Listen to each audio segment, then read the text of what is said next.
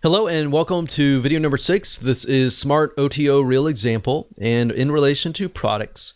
So now that we've covered how to create a funnel and what it looks like to map it out, let's talk about some real life examples. Now, because products and services can drastically be different, what we want to do is we want to ensure that you understand how to implement this inside of your business. So in this particular video, we're going to talk about how to create smart one-time offers for products. So if you have a service, you don't have a product, but if you have a mixture of products and services, I would recommend that you watch this one and the next. But if you do not have products and you're just purely 100% a service-based business, then I would rather you skip this video and go to the next, all right? But you might learn a few things by watching this video before watching the next. So let's head over to the flowchart system again, and let's find a product and break it down in relation to products. So before we map out a product funnel, what I want to say is that you do not really need to have products throughout your funnel, meaning you could have a mixture of different varieties of products, of information products to better educate people about your product and more. So if you're selling, let's say, for example, even an e-commerce physical product, you could use a training course or an ebook or a report as a lead magnet or even a front-end offer to get people more educated about the product that you are selling. So just keep that in mind, that every single thing in your product funnel does not need to be a product. So if you're doing an e-commerce product, the front-end offer, the one-time offer, and all that does not have to be an e-commerce product. It can be, or you could do the lead magnet as a video training, but you have to really think about how much does somebody need to be educated about my product before they decide to actually buy my product. So you really need to figure out, okay, is that going to be in the lead magnet phase, or is that going to be in the actual front end offer? So what I'm saying is, don't feel like you have to stick with one specific type of one-time offer over and over again throughout your whole funnel. So for example, we'll talk about service-based businesses in the future, but you can actually mix and match between a product and a service solely based upon what you think will help somebody become more educated about your product. In addition to that, how will that bring them closer to actually wanting to buy the biggest, baddest one-time offer? All right.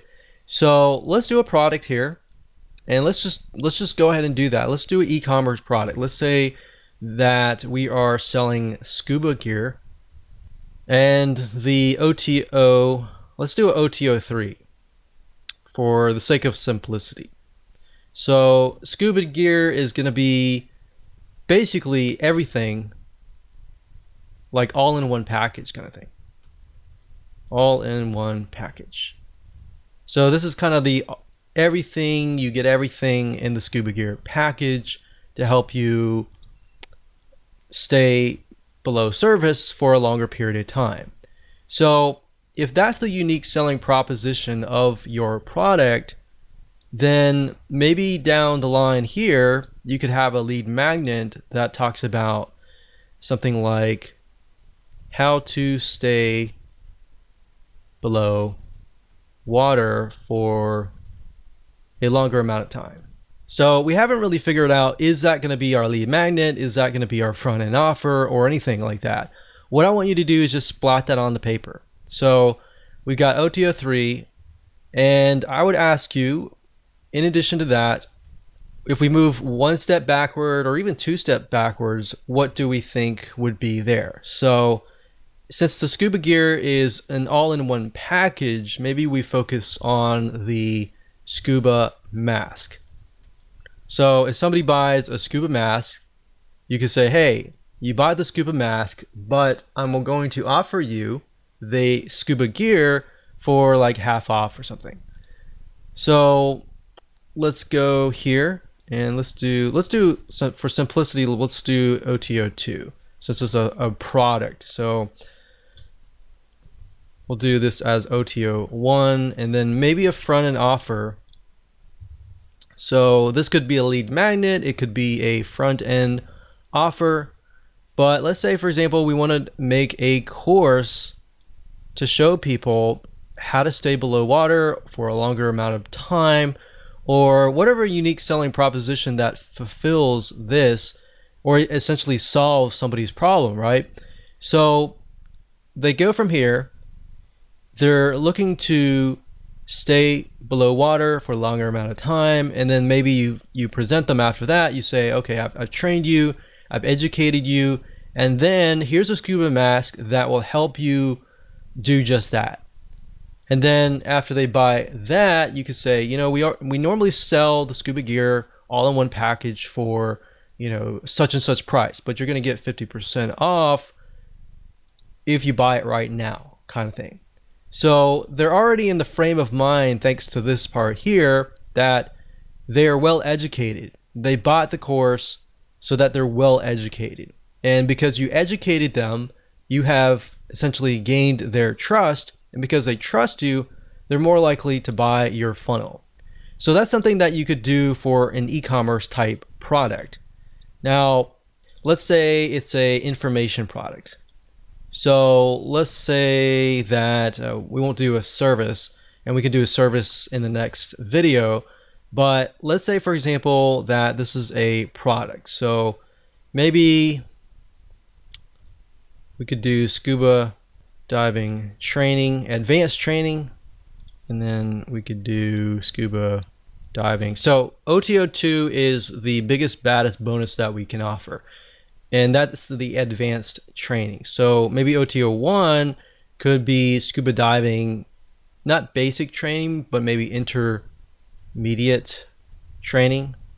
And then maybe at that point, the front end offer could be scuba diving basic training. Could be the front end offer. So think about it for a second. I move backwards, and this is more advanced, sort of less advanced, and a lot more less advanced.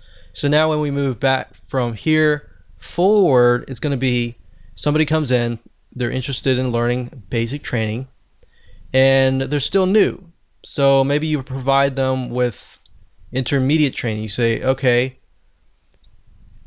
we normally offer this at $200, but today you'll get access to it for $100. So after you complete your basic training, you'll have access to this immediately afterwards, and then so on and so forth.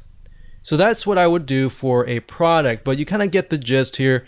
This is fairly simple as long as you start with this as the top level and then move down. So in this case, I kind of use the skill level from top, middle, bottom, so that when we go from here to here, it's a progression upwards, right? So you could use that method, you could use the method I taught you before, you could use any method, but hopefully that gives you a better idea on how to essentially create your OTO funnel.